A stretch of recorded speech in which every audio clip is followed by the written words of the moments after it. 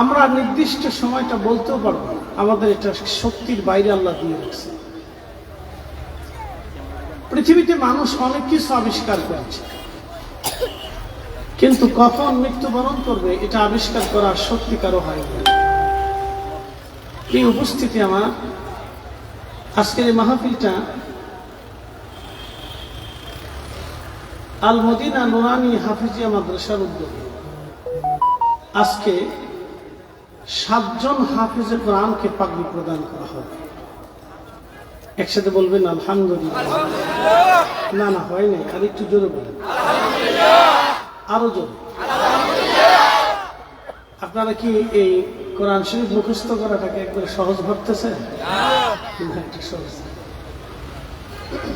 আমাদের দেশের ছেলেরা বিসিএস কমপ্লিট করার পরে তার একটা সম্ভাবনা থাকে, বিসিএস করার পরে সে যে কোনো একটা সরকারি উচ্চপদস্থ কর্মকর্তা অথবা কর্মচারী হতে পারে।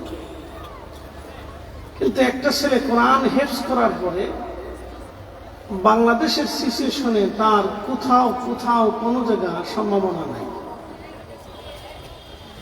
আপনি একটু বোঝার চেষ্টা করেন, যেটা আল্লাহর মহাগ্রন্থ কোরআনুল কারীম, আল্লাহর জবান নিশ্চিত পবিত্র কালাম, আল্লাহ সেই কালামের মর্যাদা সম্পর্কে কোরআনের এক আয়াতে আল্লাহ ওয়াজ করেছেন,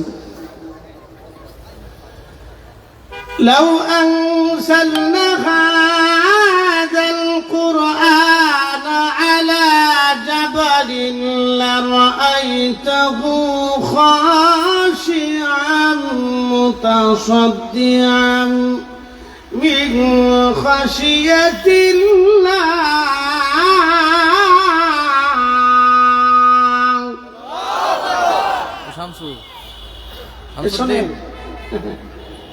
পৃথিবীর সবচেয়ে বড় পাহাড়ের নাম হচ্ছে মাউন্ট এভারেস্ট। যদি আপনি এটাকে দেখতে চান তাহলে দার্জিলিং যান। দার্জিলিং যাওয়ার আগে একটা শহর আছে, শহরের নাম হচ্ছে ঘুম। ঘুম পার হয়ে দার্জিলিং যেতে হবে। একটা খোলা রয়েছে। তো শিলিগুড়ি থেকে 70 কিলোমিটার পাহাড়ি রাস্তা বেয়ে বেয়ে আপনাকে দার্জিলিং যেতে হবে। আপনি ঘুমে গেলে দেখবেন যে শুধু মেঘ উড়ে আসে, ঘুম শহর। এই ঘুম থেকে আরেকটা স্থান দেখে সেটাকে বলে টাইগার হিল। আরেকটা পাহাড়ের নাম হচ্ছে টাইগার হিল। জানি না এই পাহাড়টা কি, আমি জানবো না, আমি জানি না। আমি তো ঘুমে যখন গেলাম তো মেঘ উড়ে আসে, সব সময় মেঘ থাকে, কিন্তু সূর্যের আলো দেখাটা খুব দুষ্কর। তো ঘুম থেকে দার্জিলিং, তো দার্জিলিং গেছি, উদ্দেশ্য হচ্ছে আমি মাউন্ট এভারেস্ট দেখব, তো এখান থেকে দেখা যায়। তো দার্জিলিং যাওয়ার পরে মাউন্ট এভারেস্টটা পুরোটা আপনি দেখতে পারবেন না, শুধু সাদা দেখা যায়, মানে শুধু মেঘের মতো সাদা সাদা, শুধু সাদা সাদা মেঘ, শুধু সাদা দেখা যায়।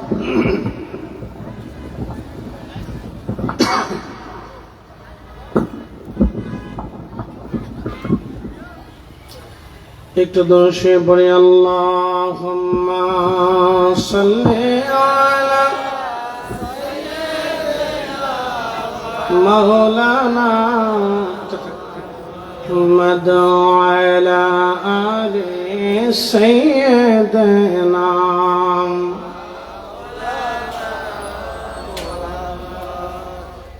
পৃথিবীর সবচেয়ে বড় পাহাড়ের নাম মাউন্ট এভারেস্ট। উচ্চতা 29,000 ফিট। এর চেয়ে বড় পাহাড় পৃথিবীতে আর আপনি কোথাও খুঁজে পাবেন না।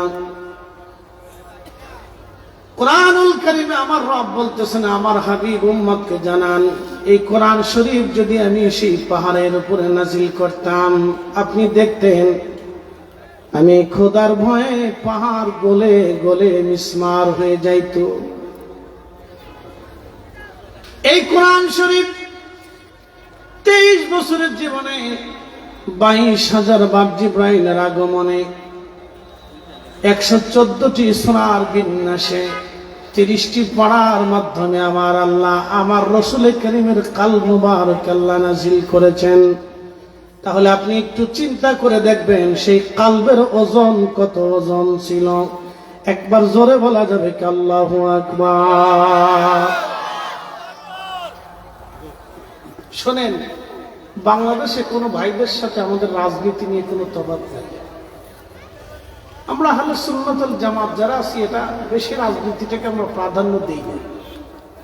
এই জন্য দেখবেন আমাদের সাংগঠনিক তৎপরতা খুব কম পাবে। বাংলাদেশে যত আহলে সুন্নাত ওয়াল জামাত পন্থী আছে, তাদের সাংগঠনিক তৎপরতা খুব দুর্বল পাবে।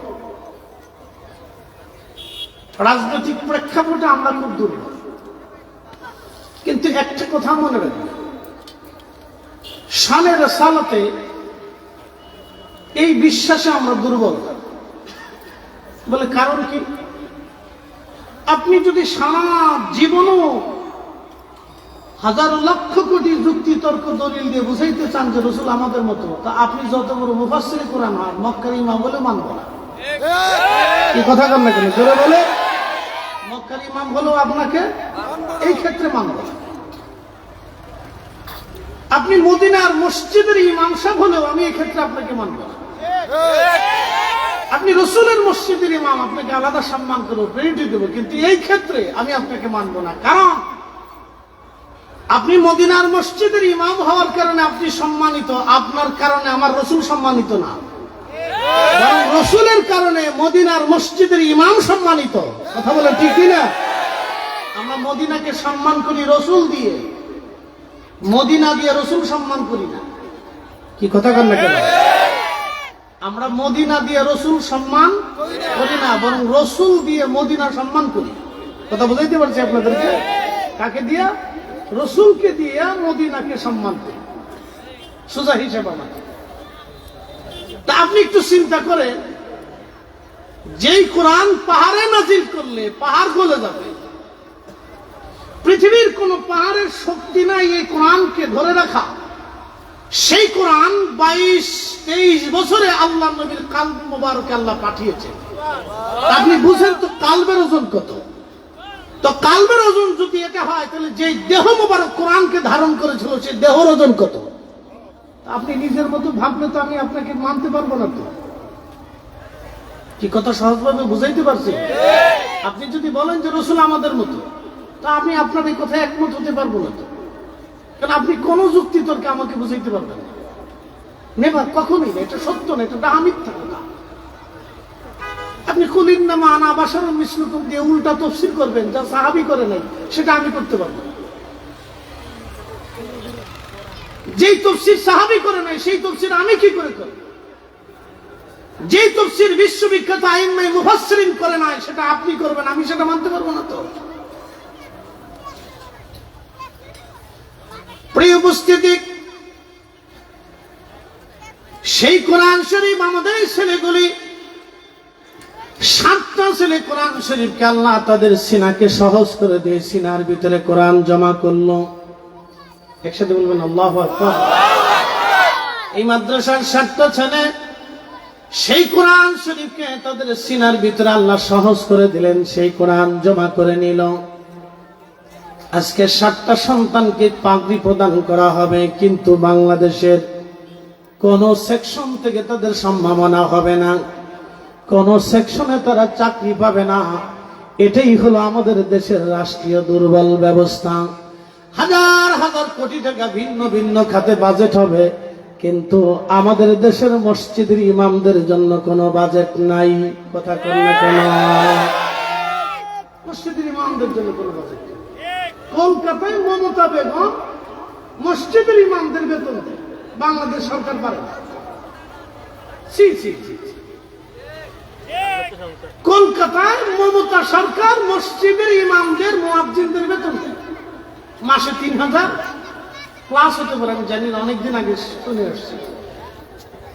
মমতা ব্যানার্জি কলকাতার মসজিদের ইমামদের বেতন দেয়, মুয়াজ্জিনদের বেতন দেয়, কিন্তু বাংলাদেশ সরকার মসজিদের ইমামদের বেতন দিতে পারে না। অথচ রাষ্ট্রীয় পর্যায়ে কোটি কোটি টাকা ডান বাম হয়ে চুরি করে নিয়ে চলে যায়। কি কথা বলেন না কেন? চুরি করে নিয়ে চলে যায়। অথচ ইমামদের বেতন হাজার হাজার কোটি কোটি টাকা আজেরে বাজারে খাতে চলে যাচ্ছে মসজিদের ইমামদের ভিতরে। অথচ প্রত্যেকজন মসজিদের ইমাম সমাজ সংস্কারে, মানুষকে ভালো কাজের দিকে এবং সামাজিকভাবে মানুষ যাতে খারাপ কাজে লিপ্ত না হয় সেই জন্য প্রত্যেকটা মসজিদের ইমাম যে পরিমাণে ভূমিকা রাখে তা এটা অকল্পনীয়। কথা বলেন ঠিক না বেঠে? মানুষ যাতে ভালো কাজ করে, চুরি চাপটামি, খুন খারাপি, রাহাজানি, অন্যায় অশ্লীল কাজ না করে, সেই জন্য ইমামদের ভূমিকার কোনো শেষ নেই। প্রত্যেক ইমাম প্রত্যেক জুমাতে প্রত্যেক মসজিদে মানুষকে বুঝায়। এর চেয়ে শ্রেষ্ঠ বুঝ আর কিছু হতে পারে? এর চেয়ে শ্রেষ্ঠ বুঝ আর কিছু নেই। প্রিয় উপস্থিতি, এই পবিত্র কুরআনুল কারীম আমাদের 7টা ছেলে আজকে মুখস্থ করলো, তাদেরকে সম্মাননা দেওয়া হবে। অথচ কোরআন এত দামি, আল্লাহ বলে দিলেন, হাবিব এই কোরআন যদি পাহাড়ের উপরে নাজিল করতাম, আমি রব্বে কারীমের ডনে পাহাড় গলে গলে মিসমার হয়ে যাইত। পৃথিবীর এত বড় পাহাড়টাও যদি গলে মিসমার হয়ে যায়, তাহলে বুঝে নেন কোরআনের ওজন কত।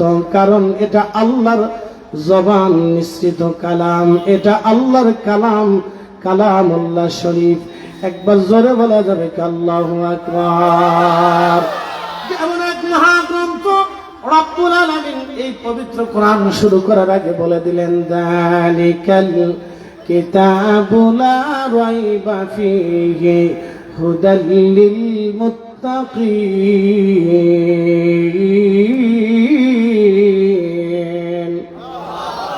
এমন এক কিতাব, যে কিতাবের মধ্যে কোনো সন্দেহ নাই, কোনো সংশয় নাই, কোনো সন্দেহ নাই, কোনো সংশয় নাই। আল্লাহর পবিত্র জবান নিঃসৃত বাণীগুলি অত্যন্ত চমৎকার।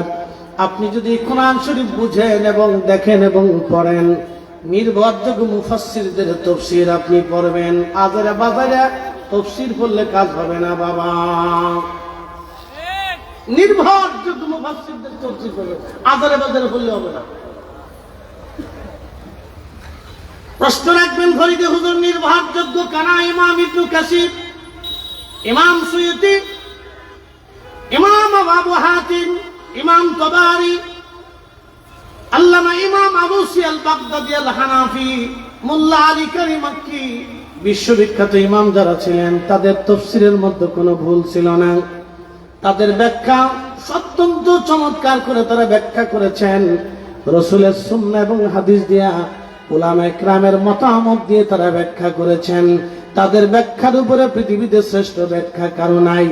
আর কোরআনের সবচেয়ে বড় মুফাসসির যিনি, তিনি রাইসুল মুফাসসিরিন হযরত আব্দুল্লাহ ইবনে আব্বাস রাদিয়াল্লাহু আনহু যখন কোন তাফসীরের ব্যাখ্যা করেছেন, কোরআনের ব্যাখ্যা করেছেন, এই ব্যাখ্যার পরে পৃথিবীতে আর কারো ব্যাখ্যার প্রয়োজন হয় না। একসাথে বলবেন আল্লাহু আকবার। পৃথিবীর যত মুফাসসির তৈরি হোক, আব্দুল্লাহ ইবনে আব্বাসের জুতা আর ওজনের সমান হবে না। এক কথাই শেষ। পৃথিবীর যত মুফাসসির পৃথিবীতে জন্ম নিক, আব্দুল্লাহ ইবনে আব্বাস রাদিয়াল্লাহু আনহুমার কাছে কিচ্ছু না, সে কিচ্ছু না, সে কিচ্ছু না।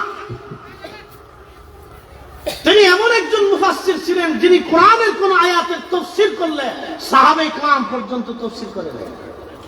আপনি বুঝতে পারছেন সাহাবী কারা? বুঝে সাহাবী বুঝেই গিয়েছে সে সাহাবী কারা। কোরআনে আল্লাহ সাহাবীদের মর্যাদা নিয়ে লিখেছেন, আমিনু, তোমরা ঈমান আনো, কামা আমানান নাস, আমার রাসূলের সাহাবীরা যেইভাবে ঈমান আনছে তোমরা সেইভাবে ঈমান আনো।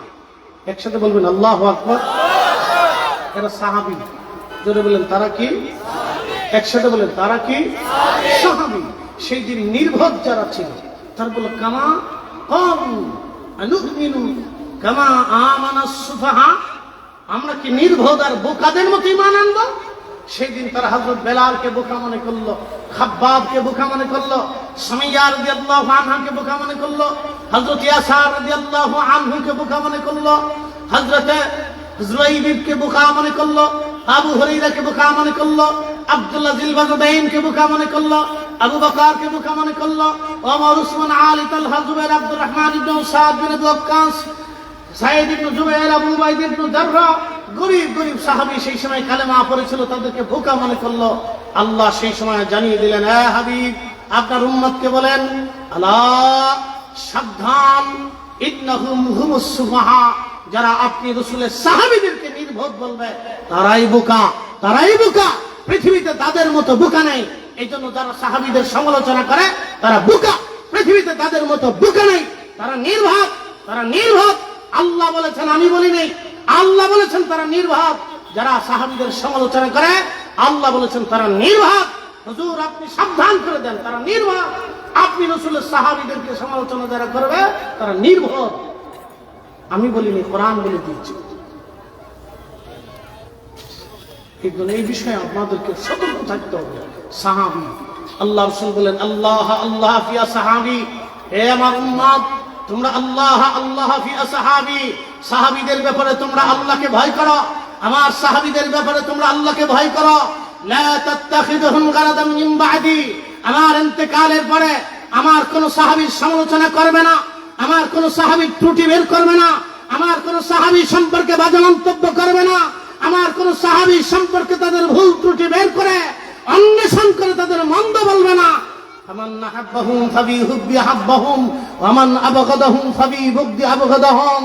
হে আমার উম্মত তোমরা শুনে রাখো, আমার কোন সাহাবীকে ভালোবাসলে আমাকে ভালোবাসা হবে, আমার কোন সাহাবীকে গালি দিলে আমাকে গালি দেওয়া হবে। একসাথে বলা যাবে না আল্লাহু আকবার? না না হয় না, আরো জোরে বলে, জোরে বলে আল্লাহ। সাহাবী, জোরে বলেন তারা কি? না না হয় না, আরো জোরে বলেন তারা কি? সাহাবী রাসূল, সাহাবী রাসূল, তারা সাহাবী। প্রিয় উপস্থিতি, খুব মনোযোগের সাথে কথাগুলি শুনবেন। আহা, এই কোরআনুল কারীম আমাদের এই বাচ্চাগুলি মুখস্থ করলো কেন? এই বাচ্চাদেরকে আপনারা সম্মাননা দেওয়ার জন্য আজ বসে গেলেন। আমি একজন বিশ্ববিখ্যাত বাচ্চার জীবনী আপনাদেরকে শোনাবো। তার নাম সুলতান মাহমুদ গজনবী। সুলতান মাহমুদ গজনবী রাহিমাহুল্লাহ গজনী সাম্রাজ্যের সুলতান ছিলেন। বর্তমান আফগানিস্তান এবং উজবেকিস্তান, তাজিকিস্তান, তুর্কমেনিস্তান, এরপরে পাকিস্তান, ইরানের বেলুচিস্তান থেকে শুরু করে পৃথিবীর বিশাল একটা অংশের বাদশাহ ছিলেন তিনি। পৃথিবীর এক বিরাট শক্তিশালী বেল্টের বাদশাহ তিনি ছিলেন সুলতান মাহমুদ গজনবী। ওনার আদত ছিল রাত্রিবেলা ঘুরে ঘুরে দেখতেন প্রজারা খায় কি খায় না, ঘুমায় কি ঘুমায় না। সুলতান মাহমুদ গজনবী খোলাফায়ে রাশিদিনের চরিত্রে রাজ্য পরিচালনা করার চেষ্টা করতেন। তিনি আমাদের মুসলিম মিল্লাতের একজন সম্মানিত বাদশা। সুলতান মাহমুদ গজনবী রাহিমাহুল্লাহ তিনি রাতের আধারে স্বর্ণের প্রদীপ হাতে নিয়ে বের হয়ে গেলেন ছদ্মবেশে। ঘুরতে ঘুরতে তিনি একটা বাজারে চলে গেলেন। বাজারে যাওয়ার পরে সুলতান মাহমুদ দেখলেন একটা ছেলে দোকানদারের প্রদীপের পাশে বসে বসে বসে বসে কিতাব পড়তেছে। ওই ছেলেটা যখন কিতাব পড়ে সুলতান মাহমুদ গজনবী জিজ্ঞেস করলেন, বেটা তুমি যে দোকানদারের প্রদীপের আলো হাওলাত করে কিতাব পড়তেছ, তোমার কি কোনো প্রদীপ নাই? ছেলেটা জবাব দিল, আমি এতিম মাদ্রাসায় পড়াশোনা করি, প্রদীপ কেনার মতো কোনো পয়সা করি আমার হাতে নাই। এই জন্য প্রত্যেক দিন এই দোকানদারের আলোর পাশে বসে বসে আমি কিতাব পড়ে কিতাব অধ্যয়ন করি। সুলতান মাহমুদ গজনবী দোকানের সামনে ছেলেটার সামনে দাঁড়ায় দাঁড়ায় চিন্তা করলেন, হায় রব, আমার হাতের মধ্যে স্বর্ণের প্রদীপ, আমার ঘরের মধ্যে স্বর্ণের প্রদীপ, আমার রাজপ্রাসাদের স্বর্ণের প্রদীপ, আর একটা তলবে আলে মাস প্রদীপবিহীন দোকানের প্রদীপের আলো হাওলাত করে কিতাব পড়ে কিয়ামতের ময়দানে রসুলের দরবারে যদি নবী জিজ্ঞেস করে বসে, সুলতান মাহমুদ আমার একজন তলাবা হাদিস অন্বেষণ করতে যাইয়া কিতাব পড়তে যাইয়া অন্যের প্রদীপের আলো হাওলাত করেছিল, সুলতান মাহমুদ তুমি সুলতান থাকা অবস্থায় কি ব্যবস্থা নিয়েছিলাম? আমি সেই দিন রসুলের দরবারে কি জবাব দিব? আমি সেই দিন, শোনেন, অন্তরে ডর এসে গেল, ভয় ভয় ভয়। এই ভয়টা সবার ভিতরে নেই। এই ভয়টা যদি আমাদের মধ্যে থাকতো, আচ্ছা কি মনে হয় কিয়ামতের ময়দানে রসুলের হামদের পতাকা ছাড়া জান্নাতে যাওয়ার কোন রাস্তা আছে?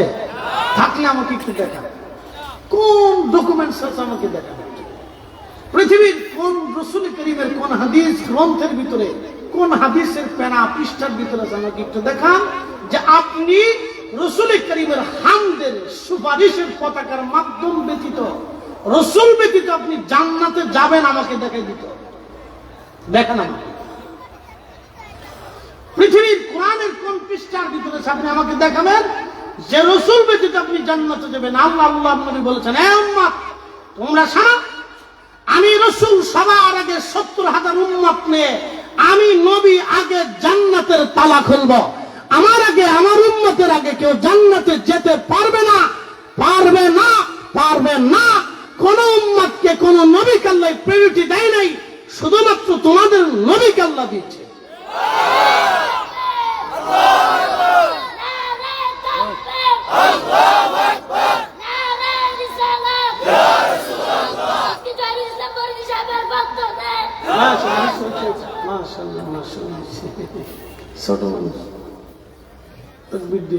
আল্লাহ রসুলের মাধ্যম ছাড়া কেউ জান্নাতে যাওয়ার কোন রাস্তা নাই, সোজা মাপ, একবারে সোজা হিসাব। এই জন্য পৃথিবীর যত বুজুর্গ ছিলেন সবাই রসুলকে খুশি করার চেষ্টা করতেন। যদি হুজুর কোন দলিলে? কোরআনের দলিলে, আমাদের দলিলে, কোরআনের দলিলে আল্লাহ ওয়াজ করবেন। চূড়ান্ত ভাবে আল্লাহ ফয়সালা দিয়ে দিচ্ছে। ফয়সালা আল্লাহর, আমাদের চূড়ান্ত ফয়সালা আল্লাহ। قل إن كنتم تحبون الله فاتبعوني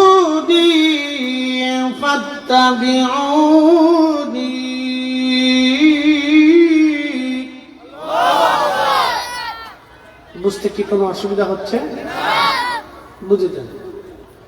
قل إن كنتم تحبون الله,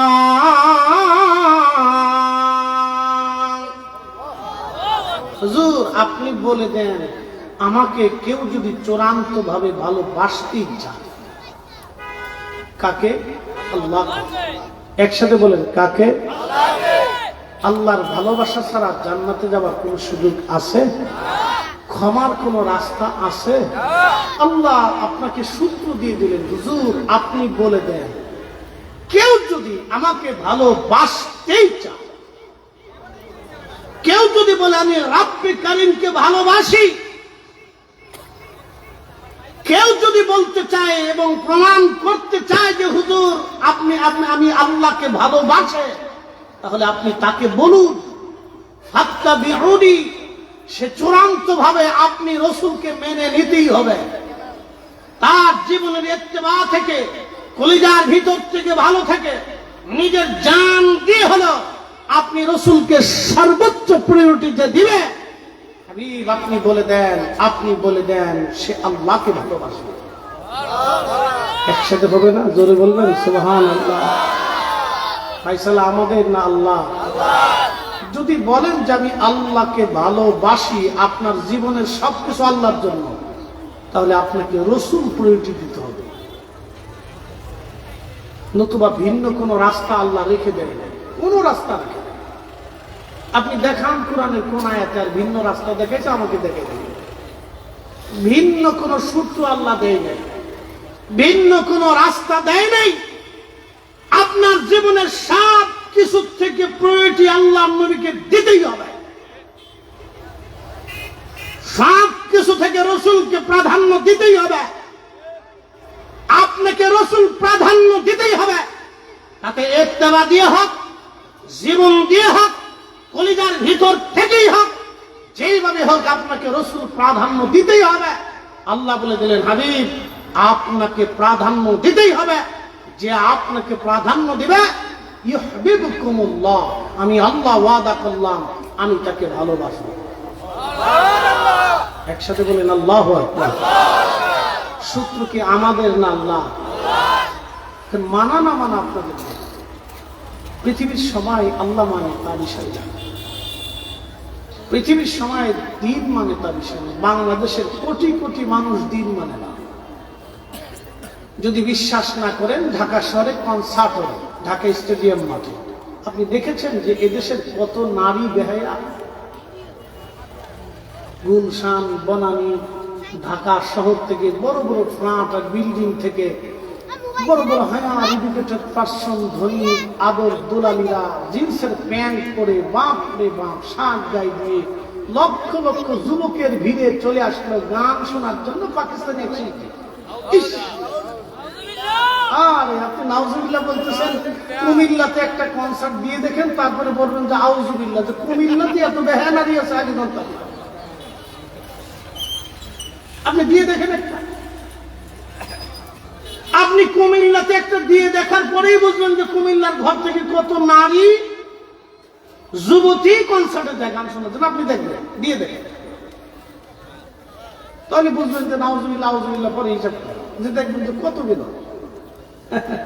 কি ভাবতেছে? এর অর্থ হচ্ছে এদেশের এখনো কোটি কোটি মানুষ দিন মানেই না। কথা ঠিক আছে না ভাই? এখনো কোটি কোটি মানুষ দিন মানেই না, শুধু মুখে বলে হ্যাঁ দিন আল্লাহ, এই মুখে পর্যন্ত হ্যাঁ হুজুর ঠিক আছে, ঠিক আছে হুজুর ঠিক আছে, হুজুর ঠিক আছে। যখন ওয়াজ করবো নারীরা বেফার দেখা, হুজুর ঠিক আছে, ঠিক কইছেন, কিন্তু নিজের বউ শেষ পর্যন্ত সাজাই গোজায় মোটরসাইকেলের পিছনে চড়াইয়া ঘুরুত ঘুরুত করে রাস্তায় চলে, আর দোস্ত তোর ভাবি নিয়ে ঘুরতে যেতেছি, তখন আর নিজের কাছে দিন নেই। যখন আমরা হুজুরা করবে মোটরসাইকেল লেখা, হুজুর ঠিক আছে, ঠিক আছে কয়ে নিজের বউ নিজে নিয়ে ঘুরতেছে। কথা চলতেছে, হুজুর ঠিক আছে। কি উপস্থিতি, এগুলো দুঃখে পড়তেছে আমাদের দেখা। তো দিন সবাই মানে না, এই জন্য আমাদের কোন আফসোস নেই। বলে হুজুর কেন আফসোস নেই? কবরে আপনার জন্য আমি জিজ্ঞাসিত হব না, আমার জন্য আপনি জিজ্ঞাসিত হবেন না। আমি যদি অপরাধ করি তাহলে আমাকেই উত্তর দিতে হবে। আপনি অপরাধ করলে কবরে আপনাকে তার জবাব দিতে হবে। কথা ঠিক আছে না বাবাজি? ছিল সত্য। প্রিয় বুড়িচংবাসী, খুব মনোযোগ দিবেন। সুলতান মাহমুদ গজনবী দাঁড়ায় দাঁড়ায় চিন্তা করলেন, হ্যাঁ রব আমি কি জবাব দিব আমার রসুলের দরবারে দাঁড়িয়ে? যদি রসুল আমাকে জিজ্ঞেস করেন আমি কি উত্তর দিব? সুলতান মাহমুদ গজনবী হাতের মধ্যে যে স্বর্ণের প্রদীপটা ছিল, স্বর্ণের প্রদীপটায় বাচ্চাদেরকে দিয়ে দিলেন। বাচ্চাটাকে দিয়ে বললেন, বেটা তোমাকে আমি একটা স্বর্ণের প্রদীপ দিলাম, এই প্রদীপ জানায় কালকে থেকে কিতাব পড়বা। এই প্রদীপটা দান করার পরে সুলতান মাহমুদ গজনবী রাহিমাহুল্লাহ চলে গেলেন। রাজপ্রাসাদে ঘুমিয়ে আছেন, স্বপ্ন দেখতেছে রাহমাতুল লিল আলামিন সুলতান মাহমুদের রুমে, তার প্রাসাদে, তার বিশ্রামাগারে, তার বেডরুমে, সুলতান মাহমুদের বেডরুমে আল্লাহর হাবিব প্যারা মেহবুব নবী তশরিফ এনেছেন। একবার জোরে বলা যাবে কি মারহাবা? সহিহ বুখারীতে কিতাবুর রুয়াতে নবীজি বললেন, মান রাআনি ফিল মানাম, কেউ যদি স্বপ্নে আমাকে দেখো, মান রাআনি ফিল মানামি ফাকাদ রা আল্লাহ, কেউ যদি স্বপ্নে আমাকে দেখো তাহলে ভাববা আমি নবী বাস্তব তোমার সঙ্গে দেখা দিয়েছি। পৃথিবীর সমস্ত মানুষের স্বপ্ন একরকম, আমার রসুলের স্বপ্ন ভিন্ন রকম। আপনার বাবা আপনার স্বপ্নে আসলে বুঝবেন আপনার বাবা বাস্তবে আসে নাই, কিন্তু রসুল যদি স্বপ্নে আসে তাহলে বুঝবেন বাস্তব এসেছে। একবার জোরে বলা যাবে কি আল্লাহু আকবার? এর অর্থ হচ্ছে কি, আপনাদেরকে হাদিস থেকে একটা মাসালা বুঝিয়ে দিয়ে যাব। 1450 বছর ধরে রাসূল স্বপ্ন দেখেন উসমান গনি জিন্নুরাইন শহীদ হয়ে যাবেন। তিনি যেই দিন তিনি শহীদ হবেন, মসজিদের ভিতরেই বিদ্রোহীরা দুর্বৃত্তরা তাকে শহীদ করেছিল। উসমান গনি জিন্নুরাইন রাদিয়াল্লাহু তাআলা আনহু তিনি কোরআন শরীফ পড়তেছিলেন। ফজরের পরে কোরআন শরীফ পড়তে পড়তে মসজিদে তিনি হেলান দিয়ে ঘুমিয়ে পড়লেন। স্বপ্নের ঘরে দেখতেছেন রাহমাতুল লিল আলামিন আসছে। নবীজি উসমানকে ডেকে বলেন, উসমান কেমন আছো? বলে, ইয়া রাসূলুল্লাহ, দুনিয়ার জঞ্জাল আর ভালো লাগে না। উসমান, তুমি কি দুনিয়াতে থাকবা না চলে আসবা? উসমান গনি জবাব দিলেন, ইয়া রাসূলুল্লাহ, দুনিয়াতে আর আমার এই জঞ্জাল ভালো লাগে না, থাকতে মন চায় না। নবী বলেন, উসমান তাহলে তুমি চলে আসো, তুমি তো রোজা আছো, আজকে তুমি শহীদ হয়ে যাবা। উসমান, আমরা দুইজন জান্নাতে তোমাকে নিয়ে আমি সন্ধ্যাবেলা ইফতার করব, একসাথে বলেন আল্লাহু আকবার। আপনি একটু বুঝেন তো, উসমান রাদিয়াল্লাহু আনহু রোজা রাখছে, এটাও দরবারে রিসালাতে খবর আছে। আপনি এগুলোকে ছোট করে দেখার তো সুযোগ নেই, এগুলো ছোট করে দেখার কোন সুযোগ নেই। শোনেন, আজকে আপনাদেরকে বলি, পৃথিবীর রাজারা রাজত্ব করেছিল রাষ্ট্রীয়ভাবে আইন জনগণকে শাসন করার জন্য। বর্তমান যিনি আমাদেরকে শাসন করতেছেন তিনি রাষ্ট্রীয় সাংবিধানিক রুলে বাংলাদেশ পরিচালনা করতেছেন। আগে যারা রাজা বাদশা ছিল, রাজা বাদশারা তাদের রাজত্বের আইনে নিজস্ব গতিতে তারা রাষ্ট্র পরিচালনা করত। মুসলিম রাজারা কিছু কিছু ক্ষেত্রে ইসলামী বিধানে রাষ্ট্র পরিচালনা করত। যেমন কিছু আইন কানুন বড় বড় আলেম ওলামা দিয়ে তারা বিচার আচার করত। যেমন উসমানী খেলাফত, আব্বাসীয় খেলাফত, উমাইয়া খেলাফত, ফাতিমীয় খেলাফত, সেলজুক সাম্রাজ্যের বড় বড় রাজা বাদশা যারা ছিলেন তারা আলেমদেরকে প্রায়োরিটি দিত এবং আলেমদেরকে দিয়ে বিচার আচার করাইত, যেটা বর্তমান সিচুয়েশনে নাই। যদি বর্তমান সিচুয়েশনে এটা থাকতো তাহলে এত গন্ডগোল হতো না। যদি ধরেন বাংলাদেশের সর্বোচ্চ পর্যায়ের আলেম দিয়া সুপ্রিম কোর্টের বিচার রায় হবে, ধরেন যদি এটা হতো, তাহলে বাংলাদেশের প্রত্যেকটা কোর্ট আদালতে যদি বাংলাদেশের নির্ভরযোগ্য বুজুর্গ আলেম দিয়ে যদি বিচার আচার করানো হতো, তাহলে বাংলাদেশের কোন কোর্ট আদালতে চুরিবাটপারি হতো না। বলে, হুজুর কেমন? আমরা আপনাদেরকে বুঝাই, মনোযোগ দিন। কোন আলেম যদি কোর্টে বসত, তখন ওই বুজুর্গ আলেম, শুধু আলেম হলে হবে না, আমার মতো আলেম না, স্যাংরা ফ্যাংরা না, বুজুর্গ আলেম দিয়ে যাদের অন্তরে আল্লাহর ভয় আছে। এরকম আলেম দেশে আছে না? কি কথা কন না কেন? আছে না? যাদের অন্তরে আল্লাহর ভয় আছে, তারা চিন্তার, তাদের বিচার ফাইসালা হলো আল্লাহর ডরে ফাইসালা করে। তারা দুনিয়ার কাউরে দেখে, নেতৃত্ব দেখে, রাজত্ব দেখে, বংশ দেখে, দল দেখে তারা ফাইসালা করে না। তাদের ফাইসালা হয়তো আল্লাহর রাসূলের বিধান ও আল্লাহর তরিকা মোতাবেক। এইরকম যদি হইতো, তাহলে বাংলাদেশে এই বহু বিচার, যেমন আমি আপনাদেরকে একটা ছোট্ট উপমা দিই। আমাদের দেশে অনেক ভাই আছে বনের জমি বুঝাই দেয়। কি কথা কন না কেন? আসে বহু ভাই আছে বনের জমি বুঝাই দেয়। আচ্ছা বলেন, বন জমি পায় কার আইনে? একসাথে বলতে হবে, জোরে বলেন। না না, জোরে বলেন। বন জমি পায় আল্লাহর আইনে এবং রাষ্ট্রের আইনও আছে। তো বনে জমি পায়, জমি ভাই বুঝায় না, বুঝায় না, বুঝায় না, বনে মামলা করে। সেই মামলা আদালত ঘুরাইতে ঘুরাইতে ঘুরাইতে ঘুরাইতে ঘুরাইতে ঘুরাইতে 10 বছর গেছে। এখন আমার প্রশ্ন, বনে জমি পায় আল্লাহর আইনে, বনে জমি পায় রাষ্ট্রের আইনে, 10 বছর এই মামলাটা ঘুরলো কেন? এই মামলা তো 10 দিনও থাকার কথা। কথা ঠিক আছে না ভাই? এই মামলা কি 10 দিন থাকার কথা? 10 দিনও থাকার কথা না, তো 10 বছরই মামলা কেন চলবে?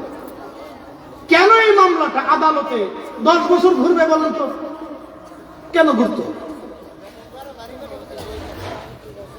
5 বছর কেন ঘুরতো? এটা তো 10 দিনের মামলা। বনে জমি পায় রাষ্ট্রের আইনে, আল্লাহর আইনে। বিচারক পুলিশ প্রধানকে ডাকবে অথবা এসপি সাহেবকে ডাকবে অথবা ওসি সাহেবকে ডেকে এনে তিনি সুন্দর মতো ভাইকে ডেকে এনে বুঝাই দিয়ে বলবে এর জমি আগামী 7 দিনের ভিতরে আপনি উপস্থিত থেকে ভাগ বাটোয়ারা করে বুঝাই দিয়ে একবারে সমানকালে খুঁটি খুঁটি গালি দিয়ে মানুষ সমাজের লোকজনকে স্থানীয় ডেকে এনে বুঝাই দিয়ে চলে যাবে। এসে আপনি আমাকে রিপোর্ট করবেন, তো হয়ে গেল। এটার জন্য এই আদালত গুরু, হেতা আদালত গুরু, হেতা আদালত গুরু, হ্যানে গুরু, হ্যানে গুরু, কারণ কি? এই জন্য আগের যুগের রাজাবাদ ছাড়া বিচার আচার করার জন্য বড় বড় আলেমদেরকে দায়িত্ব দিত। উপস্থিত তো খুব মনোযোগ দিয়ে, এগুলো আমাদের দেশের সিচুয়েশন বর্তমান পরিস্থিতিতে নাই। তো রাষ্ট্রের লোকজন, রাষ্ট্রীয় শাসকবৃন্দ যারা আছে তারা রাষ্ট্রীয় পর্যায়ে মানুষদেরকে শাসন করে, বুঝায়। কিন্তু এদেশের সুফল ইকরাম যারা ছিলেন, আউলিয়া ইকরাম, তারা মানুষদেরকে কিসের দাওয়াত দিচ্ছে বলেন? তারা মানুষদেরকে দাওয়াত দিচ্ছেন কালেমার দাওয়াত, ইমানের দাওয়াত। বুঝাইতে পারছি আপনাদের? তারা কিসের দাওয়াত দিচ্ছে? ইমানের দাওয়াত, মুসলমান বানানোর দাওয়াত দিচ্ছেন। তাদের কাজ ছিল ঘুরে ঘুরে ঘুরে ঘুরে ঘুরে ঘুরে ঘুরে ঘুরে মানুষদেরকে ইমানের দাওয়াত দেওয়া, মুসলমানের দাওয়াত দেওয়া। তারা মুসলমান বানিয়েছে। একসাথে বলবেন আল্লাহু আকবার। তারা কি বানাইছে? মুসলমান বানাইছে, মুসলিম। মুসলিম। এই জন্য এদেশের সুফি ইকরাম, আউলিয়া ইকরামের অবদানকে কেউ যদি অস্বীকার করে তাহলে আমি তাকে মানব। আপনি এখন যেই দল করেন করেন, এটা আপনার দলের বিষয়, আমি এটা মানব না। কারণ ইসলামী দেশে আনার জন্য আউলিয়া ইকরামগণের যে ভূমিকা ছিল, সেই ভূমিকাকে অস্বীকার করার কোন রাস্তা এদেশে নাই। কি কথা বল না কেন? আছে? তাহলে আপনি আমাকে দেখান, ইতিহাস চর্চা করে দেখান। নাই। অন্য দেশে আসছেন মূলত মানুষদেরকে কালেমা বোঝানোর জন্য। কারণ এদেশের অধিক মানুষ পুতুলের সামনে সেজদা দিত, এদেশের মানুষ সূর্যের সামনে সেজদা দিত, আগুন জ্বালায় পূজা করত। এদেশের মানুষ বড় গাছ দেখলে শ্রদ্ধা দিত, বড় পাহাড় দেখলে পূজা দিত, সূর্যরে পূজা দিত, সমুদ্রে পূজা দিত, সাপেরে পূজা দিত, গরুরে পূজা দিত। এদেশের মানুষকে ওই পূজা অর্চনা থেকে, এই নিকৃষ্ট শিরক থেকে মানুষকে আল্লাহর দিকে ডাকার জন্য আউলিয়া ইকরামের ভূমিকা অনস্বীকার্য। তারা এত পরিমাণে চেষ্টা করিয়া সারা দেশ দেশান্তর ঘুরে ঘুরে ঘুরে ঘুরে ঘুরে ঘুরে মানুষদেরকে আল্লাহর কালেমার দিশা দিয়ে দিচ্ছে।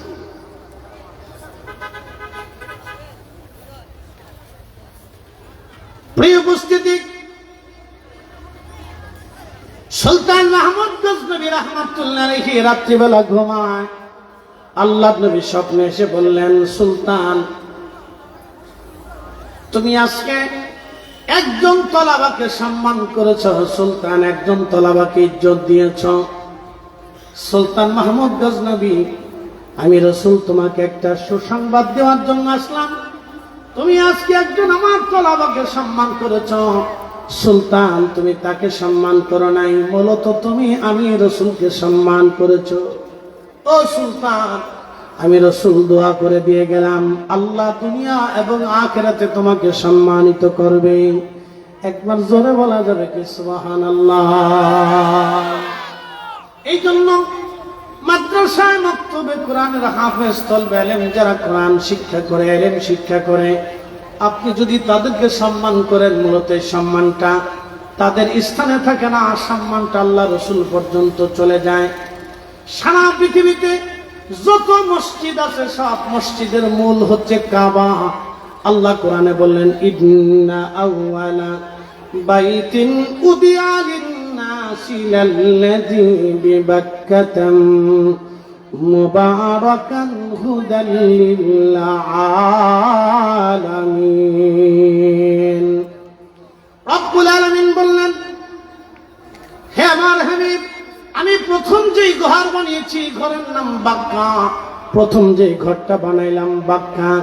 বন্ধু আমার খুব আপনি জানিয়ে দেন এই পাক্কা ঘরকে কেন্দ্র করে আমি তামাম পৃথিবীর মানুষদেরকে আমি আল্লাহ হেদায়েত করবো এই বাক্কা দিয়ে। এই বাক্কা শরীফকে কেন্দ্র করে সারা পৃথিবীতে অসংখ্য মসজিদ নির্মাণ হলো। আপনার বাড়ির মসজিদকে সম্মান করা মূলত কাবাকে সম্মান করা, আপনার বাড়ির মসজিদ নির্মাণ করা মূলত কাবা নির্মাণ করা, আপনার বাড়ির মসজিদকে ঝাড়ু দেওয়া মূলত পরিষ্কার করা মূলত কাবাকে পরিষ্কার করা। এই জন্য আপনারা যারা এলাকাবাসী আছেন খালি শুধু ইমাম খাদেমের দিকে তাকায় থাকবেন না, নিজেরাও আল্লাহর ঘর মসজিদ পরিষ্কার করে দেবেন, নিজেরা পরিষ্কার করবেন। অনেকে ইমাম মুসল্লি ইমাম খাদেমকে ধমক দেয়, ইমাম খাদেমকে ধমক দেয়, হুজুর আপনি এটা করেন নাই কেন? খোঁজ নিয়ে দেখেন সে মসজিদে মাসে বেতন দেয় 50 টাকা 100 টাকা। আপনাদের এলাকার মসজিদে ইমাম সাহেবের বেতন 6000 7000 8000, একবারে বেশি হলে 10 থেকে 12 অথবা বেশি ভালো হলে 15,000। একটা বিড়ির দাম 10 টাকা, একজন বিড়ি খায় প্রত্যেক দিন 10টা, তাহলে একজন বিড়ির পিছনে খরচা করে প্রত্যেক দিন 100 টাকা, মাসে চলে গেল 3000 টাকা।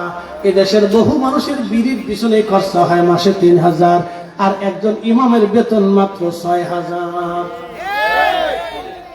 আপনারা পরিসংখ্যান দিয়ে ইমাম সাহেবদের সাথে এদেশের মানুষ কেমনে জুলুম করে খালি থাকে। এটা একটা নীরব জুলুম, নীরব জুলুম। বলে হুজুর কেমন? হ্যাঁ বলতেছি, এটা নীরব জুলুম। একটা বিড়ির দাম 10 টাকা, খরচা করে প্রত্যেক মাসে সে বিড়ির পিছনে খরচা করে 3000 টাকা। এর বেশিটা বললাম না, এটা একটা মিডিয়ামটা নিম্ন পর্যায়ে। একটা বিড়ির 10 টাকা, একটা বিড়ির দাম 20 টাকা আছে, 30 টাকা আছে, 50 টাকা আছে। অথচ তাকে বলুন যে ভাইজান আপনি মসজিদে প্রত্যেক মাসে 500 টাকা দিন, তো দিবে না, 6 মাস পর্যন্ত বাকি। তাহলে ইমাম সাহেবের সাথে জুলুম।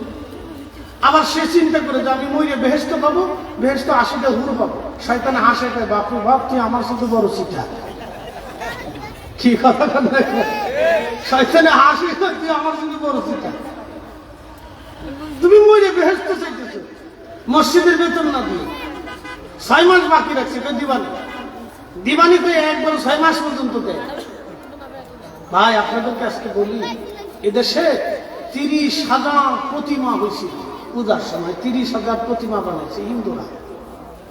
বাংলাদেশে কত % হিন্দু আছে? শতকরা 15 জন, ধরে না 15 জন নাই, আমি 10 জনই ধর। তো শতকরা 10 জন হিন্দু এদেশে আছে, প্রতিমা হলো 30,000। আমি বলতেছি না যে হিন্দুত্ববাদ দেশে প্রতিষ্ঠিত হচ্ছে, ওগুলো আমরা গণনার বাইরে রাখতেছি। খুব মনোযোগ, 30,000 প্রতিমা। টাকা কোথায় পাইছে? মুসলমানরা টাকা দিচ্ছে, তারা টাকা দিচ্ছে, তারা পূজা অর্চনা করছে, তারাই টাকা দিচ্ছে। এখন যে সনাতনীরা টাকা দিয়ে 30,000 প্রতিমা বানাইয়া পূজা অর্চনা করবে, পূজা অর্চনা করার পরে তারা কি করলো? এরপরে তাদের যে দেবতা মা দুর্গা তারা যেটা বিশ্বাস করে এটাকে নিয়ে পুকুরে ফেলে দিল, অথবা নদীতে ফেলে দিল, বা সাগরে ফেলে দিল। এতদিন সাজায় গুজায় পূজা অর্চনা করে সেজদা টেজদা দিয়ে তারপরে তারা পানির মধ্যে ফেলে দিল। 30,000 প্রতিমা বানাইয়া তারা পূজা করলো, লক্ষ লক্ষ কোটি কোটি টাকা তারা তাদের ধর্মের জন্য খরচা করলো। আমরা মুসলমানরা মসজিদে টাকা দিতে গেলে চিরা টাকা এখনো দেয়। কথা ঠিক আছে না ভাই? আমি ভুটান গেছি, ভুটান। তো ভুটানে যাওয়ার পরে ভুটানের জাতীয় বৌদ্ধ মন্দির দেখা যায়, চিন্তা করলাম যে বৌদ্ধ মন্দিরটা দেখে আসি। আমি বৌদ্ধ মন্দির দেখার জন্য যখন ঢুকছি, স্বর্ণ দিয়ে মন্দিরটা বানানো, বাহ্যিক দৃষ্টিতে সুন্দর বলতেই হয় আর কি। তো যাই হোক, ঢুকার পরে দেখি বৌদ্ধরা ত্রিপিটক পাঠ করতেছে, সিরিয়াল ধরে বসে, একজনে বাঁশি বাজে আর একজন ত্রিপিটক পাঠ করে। তো বৌদ্ধ ভিক্ষু যে অরিজিনাল বড় ভিক্ষু, সে আগরবাতি দিয়ে ধোঁয়া টোয়া দিয়ে আর কি বৌদ্ধের সামনে কি কি করতেছে, এটা তাদের ধর্মের বিষয়। তা আমি ফাঁকি ফুঁকি জুব্বা জুব্বি গাই দিয়ে ঢুকছি। ঢুকার পরে হাতে আমার বুড়া আঙ্গুল দেখা ওয়েলকাম। তা আমি চিন্তা করলাম তারা আমার বুড়াটা দেখাইছে আর জোয়ানটা দেখাইছিল, আপনি আমার তো বুড়াটা দেখাইছিলেন, ঠিক আছে ওয়েলকাম বাবা। আমি ঘুরে ঘুরে দেখলাম, দেখার পরে তাদের স্ট্রাকচার মন্দিরে, তো ঘুরে ঘুরে আমি দেখলাম যে চিন্তা করলাম, হাই রব, মানুষ তার নিজস্ব ধর্মের জন্য সঙ্গ দিয়ে মন্দির বানাইয়া কত সুন্দর করে সাজাইছে। আর আমাদের দেশে আমরা মুসলমানরা মসজিদ মাদ্রাসার জন্য টাকা কালেকশন করতে গেলে আমরা বুবা বানা ফেলে দেয়, গান শেষ করে ফেলে দেয়, ভাই দেন, আব্বা দেন, খালু দেন, মামা দেন, বুবা দেন, মা রে, শাশি রে, সোনা রে, বুবা রে, খালু রে, কত ফামড়ে ফুমড়ে দিয়ে, নাড়ে তকবির তকবির দিয়ে, সিললেন টিললেন দিয়ে, ফাম করতে দিয়ে, বেহেস্ত 14টা দিয়ে, একবার 14 গোষ্ঠী জান্নাতে ফাটাই দিয়ে তারপরে টাকা নেয়। কি কথা কন না? তার আগে দিবার চাই কথা কি দিয়ে শোনেন, এই কষ্টে পড়ে কথা বলতেছি। আচ্ছা বলেন তো, আমরা যদি 1 টাকা আল্লাহ পথে ব্যয় করি, 1টা টাকা কি নষ্ট হবে? বসুন্ধরার মালিক মরে গেছে, 80,000 কোটি টাকার সম্পদ রাখছিল সে। আমার এক তথ্য জানা মতে, সঠিক মিথ্যা আমি জানি, ধরে নেই 50,000 কোটি দল, 50,000 কোটি টাকা 1,000 টাকার বান্ডিল করে বস্তা করে দিলে আপনারা যারা আছেন এখানকার মানুষ নিয়ে সারতে পারবেন। এত টাকা প্রত্যেক দিন যদি সে চিন্তা করতো আমি একটা হাতি জবাই করে খাবো, পারত, কিন্তু খাইতে পারবে না, জবাই দিতে পারত। আর এত টাকা, টাকা শেষ হয়ে যাবে। সে যদি চিন্তা করে আমি একটা প্রত্যেক দিন হরিণ জবাই করে খাবো, তাও পারত। বলেন খাইতে পারছে? কষ্ট হইতেছে কি আপনার? খাইতে পারছে? আল্লাহ সিদ্ধান্তের বাহিরে আপনি 1 ঢোক চা বেশি খেতে পারবেন? একটা ভাতের দানা বেশি খেতে পারবেন? যদি বিশ্বাস করে থাকেন তো মানুষ সুদ খাইতে। আপনি আল্লাহর সিদ্ধান্তের বাহিরে একটা ভাতের দানা বেশি খাওয়ার সুযোগ কোনো মানুষের নাই। যদি মানুষ এই বিশ্বাস করে যে রবের প্রতি আমার এই বিশ্বাস আছে, তাহলে মানুষ সুদ খাই কেন, ঘুষ খাই কেন? মানুষ বুঝে না নিজেও যে আমি কি লেগে খাই, সে খেতে পারবে না। ব্যাংকে 1,000 কোটি টাকা থাকবে, খেতে পারবে না। ফয়সালা কার? আল্লাহ ফয়সালা। وترزق من تشاء بغير حساب।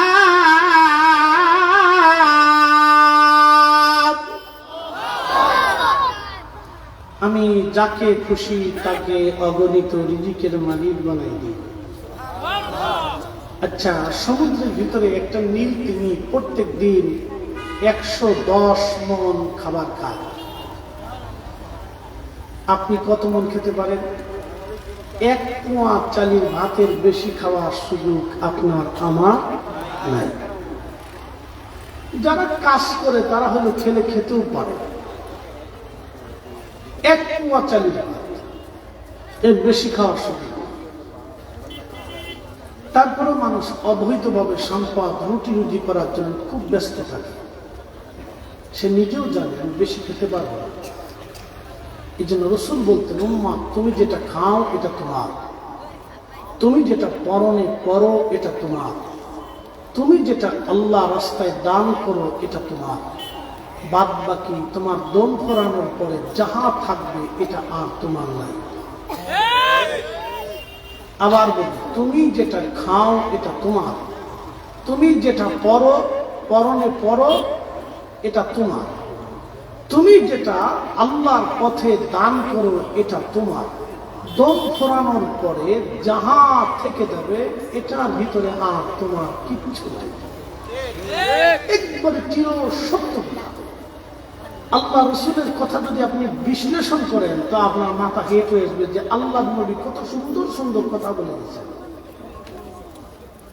এই জন্য কারি কোরআন তেলাওয়াতের পরে একটা শব্দ উচ্চারণ করে, ওয়া সাদাকা রাসূলুহুন নাবিয়্যুল হাবিবুল কারীম, নবী যাহা বলেছে তাহা সত্য বলেছে। রাসূলের কথা একটাও মিথ্যা না, তিনি যা বলেছে তাই ঠিক। আল্লাহ নবী যাহা বলেছে তাহা ঠিক, একটা শব্দ মিথ্যা হবে না।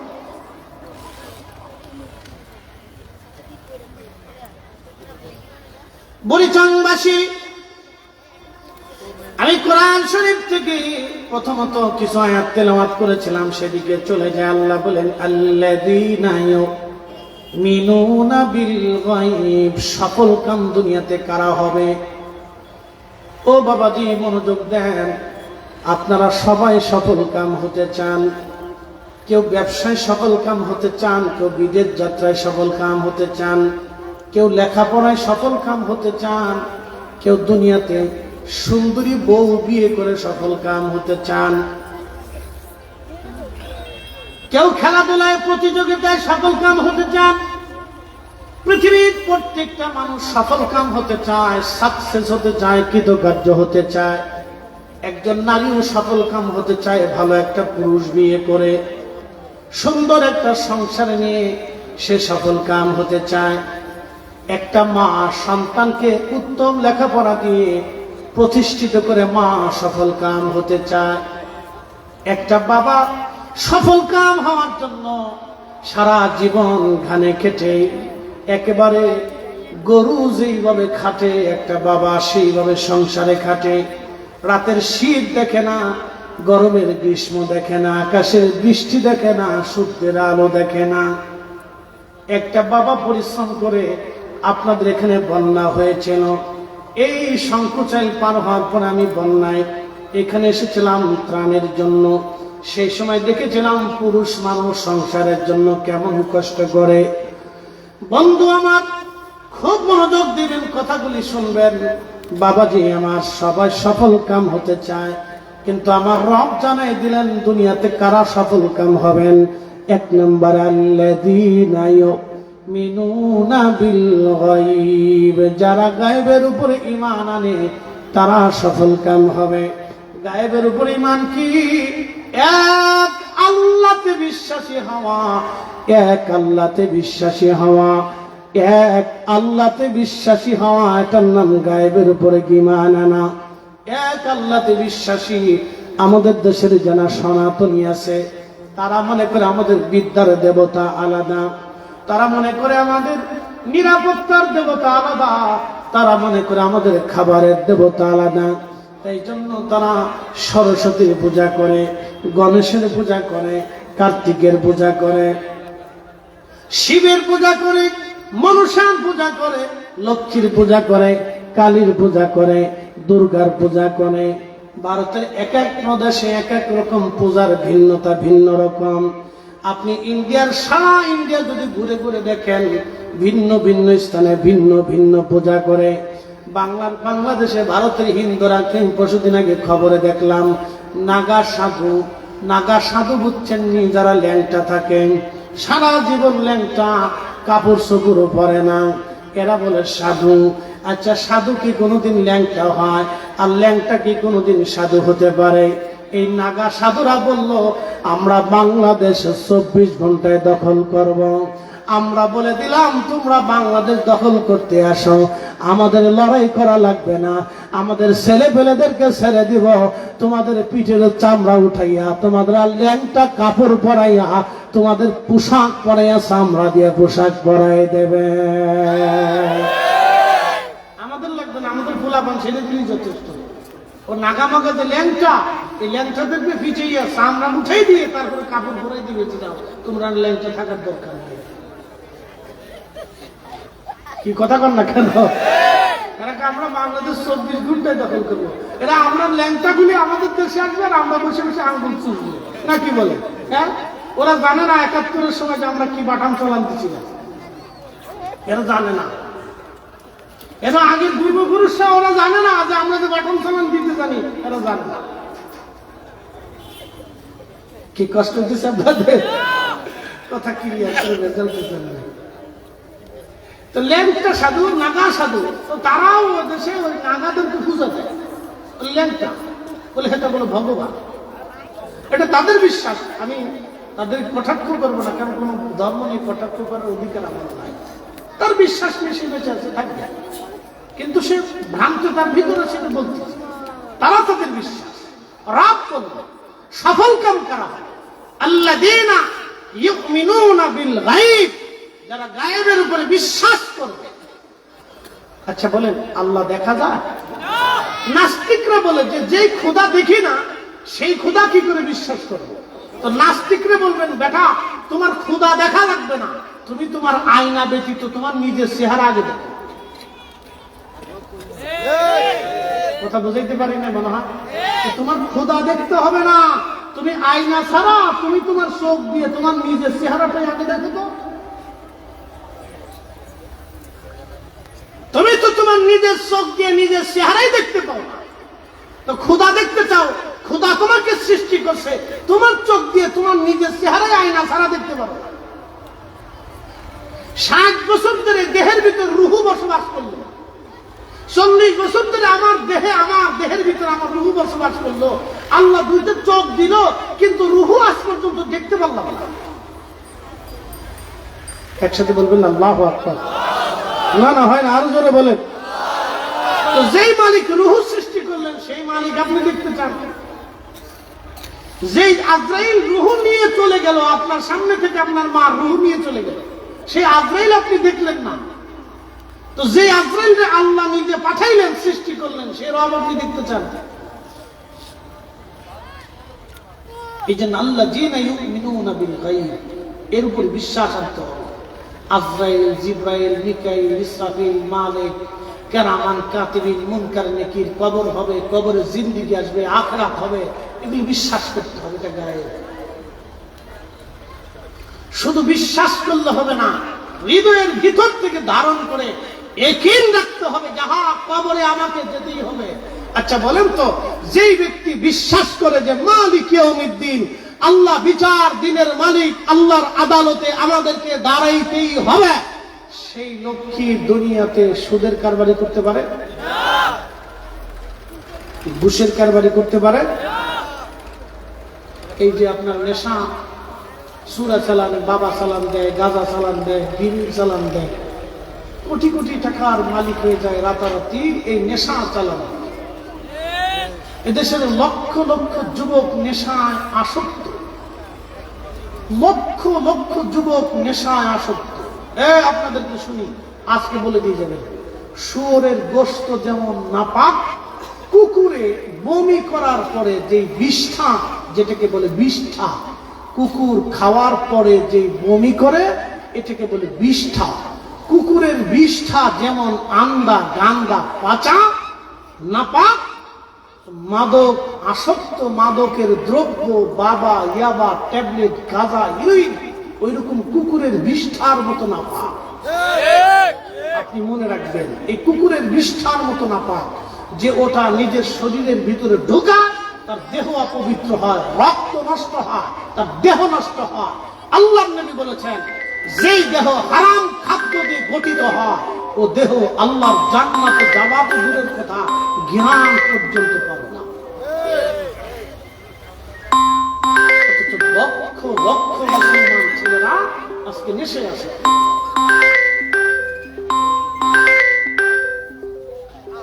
প্রিয় পরিচয়বাসী, সফল কাম করা হবে আল্লাহর কোরআন থেকে। আমি বোঝাচ্ছি, মনোযোগ দেন। মুনকার নাকির আছে, কিরামান কাতিবিন আছে, বিশ্বাস করতে হবে। শুধু এইখানে শেষ না, এরপরে আমার রব্বে কারীম বললেন, আল্লাযীনা ইউমিনুনা বিল গায়বি ওয়া ইউকিমুনাস সালাহ। নামাজ প্রতিষ্ঠিত করতে হবে। নামাজ নিজের জীবনে সালাত প্রতিষ্ঠিত করতে হবে, নিজের পরিবারের জীবনে সালাত প্রতিষ্ঠিত করতে হবে, রাষ্ট্রীয় জীবনে সালাত প্রতিষ্ঠিত করার চেষ্টা করতে হবে। বন্ধু খুব মনোযোগ দিবেন। নিজের জীবনে নামাজ প্রতিষ্ঠিত করা, 5 ওয়াক্ত নামাজি হওয়া, নিজের পরিবারকে নামাজি বানানো, নিজে জাহান্নাম থেকে বাঁচা, নিজের আহলকে জাহান্নাম থেকে বাঁচানোর চেষ্টা করা। বুড়িচংবাসী মনোযোগ দিয়ে কথাগুলি শুনে যাবেন বাবা। সফল কাম হবে তারা যারা নিজেরা নামাজি হয় এবং নিজের সন্তান, আওলাদ, ফরজনদেরকে নামাজি বানাইতে চায়। যুবক, আপনাকে বলতেছি, নামাজের কাতারে নিজে দাঁড়াবেন, নিজের স্ত্রীকে নামাজি বানানোর চেষ্টা করবেন, নিজের সন্তানকে নামাজি বানানোর চেষ্টা করবেন। চেষ্টা করবেন আপনি, কামিয়াবি দান করার মালিক আল্লাহ। নামাজি নামাজি সফল কাম কারা হবে? 2 নম্বর, যারা সালাত প্রতিষ্ঠিত করার চেষ্টা করবে। 2 নম্বরে সালাত, নামাজ নামাজ নামাজ নামাজ। 3 নম্বরে রব্বুল আলামিন বললেন ওয়ায়ুকিমুনাস সালাতা ওয়া মিম্মা রাযাকনাহুম ইউনফিকুন। যারা নিজেদের মালগুলি, অর্থগুলিকে আল্লাহর পথে খরচা করে, আল্লাহর পথে ব্যয় করে, আল্লাহর পথে ব্যয় করে, তারা সফল কাম, তারা সফল কাম, তারা সফল কাম। যারা নিজেদের অর্থগুলি আল্লাহর পথে ব্যয় করে, আল্লাহ রাস্তায় নিজেদের অর্থগুলি খরচা করে, তারা সফল কাম। যারা নিজেদের অর্থগুলি আল্লাহর পথে ব্যয় করে, তারা সফল কাম। প্রিয় মুসলমান,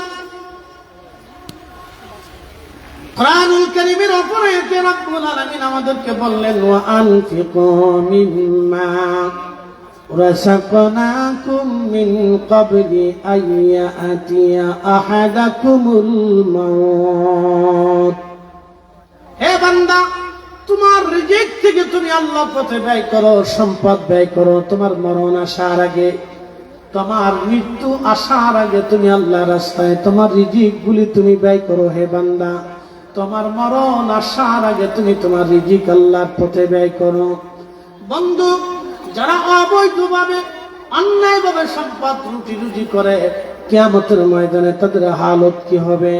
আল্লাহর নবী বললেন, আমার উম্মতেরা শোনো, এই সম্পদগুলিকে আল্লাহ একটা সর্পের আকৃতি দিয়া কিয়ামতের ময়দানে মেহশরের মাঠের এক পাশে আল্লাহ তাদের জায়গা বরাদ্দ করে দেবে। বিরাট বড় হাসরের মাঠে এক পাশে তাদের জায়গা বরাদ্দ হবে। কিয়ামতের ময়দানে তাদেরকে এক পাশে সাপ তাদেরকে ওই কামড়াইতে থাকবে। ওই সর্পটা তার শরীরের মধ্যে পেঁচাইয়া আল্লাহর বান্দার মুখের মধ্যে কামড়ায় কামড়ায় বারবার গোশতগুলি টেনে টেনে নিয়ে যাবে। আবার গোশত হবে, আবার কামড়াবে, আবার গোশত হবে, আবার কামড়াবে, আবার গোশত হবে, আবার কামড়াবে, আবার গোশত হবে, আবার কামড়াবে। আল্লাহর নবী বললেন, ওই সাপের একটা কামড় এত বড় যন্ত্রণা হবে, এত বড় কঠিন হবে, এত বড় ভয়াবহ হবে, 40 বছর পর্যন্ত শরীরের মধ্যে বিষের ক্রিয়া চলতে থাকবে। নবী বললেন, কতদিন কামড়াবে সেটাও কোরআনে আল্লাহ বলে দিলেন, তারুজুল মালাইকাতু ওয়ার রূহু ইলাইহি ফি ইয়াউমিন কানা মিকদারুহু 50 আলফ সানা। দুনিয়ার 50,000 বছর এক জায়গা করলে যত বড় হবে, হাসরের একটা দিন কত বড়। দুনিয়ার 50,000 বছর এক জায়গা করলে যত বড়, হাসরের একটা দিন হবে তত বড়। আপনি একটু চিন্তা করেন, হাসরের এই একদিনের বরাবর আপনি দুনিয়াতে কত সময় বেঁচে থাকেন? হাসরের দুনিয়ার 50,000 বছর এক জায়গায় করলে হাসরের একটা দিন বরাবর হবে। আপনি চিন্তা করেন, হাসরের দিন অনুযায়ী আপনি দুনিয়াতে কত সময় বেঁচে থাকেন। 50,000 বছরকে যদি আপনার 60 বছর যদি আপনি ভাগ দিয়ে দেখেন, তাহলে হাসরের কয়েক মিনিট মাত্র আপনি দুনিয়াতে বেঁচে থাকেন। 8 মিনিট হতে পারে, অথবা এর চাইতে বেশি কম হতে পারে। হাসরে কতটুকু একদিনের পরিমাণ আপনি সামান্য সময় দুনিয়াতে বেঁচে থাকেন। 60 বছর যদি হায়াত হয়, 20 বছরও চলে যায় ঘুমে ঘুমে, বাকি 20 বছরও চলে যায় হেলায় হেলায় হেলায় হেলায়, বাকি 20 বছরের সাংসারিক ঝামেলায়, কাজকর্মে কাজে কর্মে, দুনিয়ার নানান চিন্তা চেতনায় বাকি 20 বছর পার হয়ে যায়। মাত্র সামান্য সময় আপনি পৃথিবীতে বেঁচে থাকেন, সামান্য সময় আপনি দুনিয়াতে বেঁচে থাকেন, সামান্য সময় আপনি আল্লাহর ইবাদত করে থাকেন। এই সামান্য সময় দিয়ে আপনি কি পরিমাণে নাজাতের আশা করবেন একটু চিন্তা করে দেখেন। জিন্দেগি তার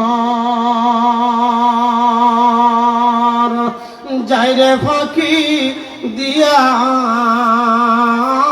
রে, সোনার আদম জিন্দগি তোর যাই ফাঁকি দিয়া। ও আদম রে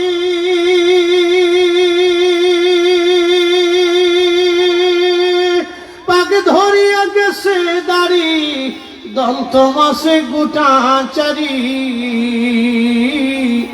সমন জারি গিয়াছে করিয়া রে সোনার আদম জিন্দগি তোর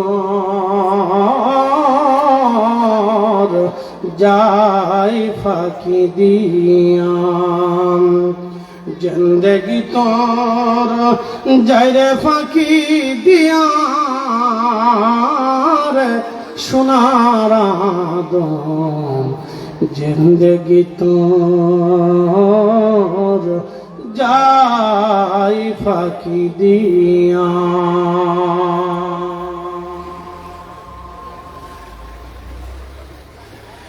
বুড়িচংবাসী হাসরের ময়দানের সামান্য সময় আমরা পৃথিবীতে বেঁচে থাকি, সামান্য সময় বেঁচে থাকি। এই এলাকার 100 বছর বয়সী কেউ কি আছে? 100 বছর বয়সী কেউ আছে এলাকায়? কয়জন আছে? 500 জন হবে।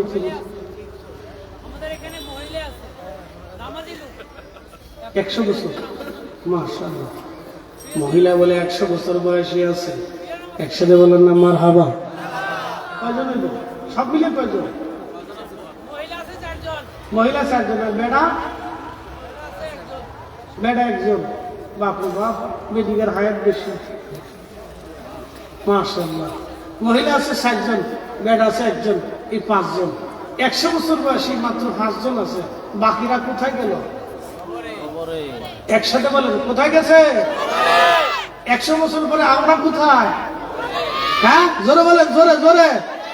আমরা তো ওইখানে, এই মাটির নিচে, যেখানে বসে এটার নিচে, কিন্তু মাটি সংকোচন ঠিকই থাকবে। এটার নাম কি? ফকির বাজার। ফকির বাজার ঠিক থাকবে। বাজার ফকির হয়ে গেল, ধনী হইল না? হ্যাঁ, ফকির বাজার বাদ দিয়ে গণির বাজার দিলে তো কাজ হইতো। এই তো ধনীর বাজার হয়ে যেত, বাজার হয়ে গেল ফকির, বাজার হয়ে গেল ফকির। আল্লাহ, ফকির বাজার, বাজার ধনী কিন্তু নাম ফকির। সারা জীবনই ফকির থাকবে, তার ধনী হইল না। দেখ আল্লাহ ধনী বানায় দিক, বলে না আমি আল্লাহ, আল্লাহ ধনী বানায়, মাশাআল্লাহ।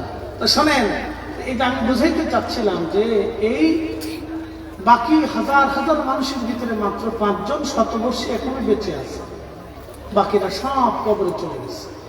আগামী 100 বছর পরে আমরা এখানে যারা আছি, এরকম হাজারের ভিতরে 2-1 জন থাকলে থাকতেও পারে, কিন্তু অধিক লোক আমরা সবাই কবরে চলে যাই।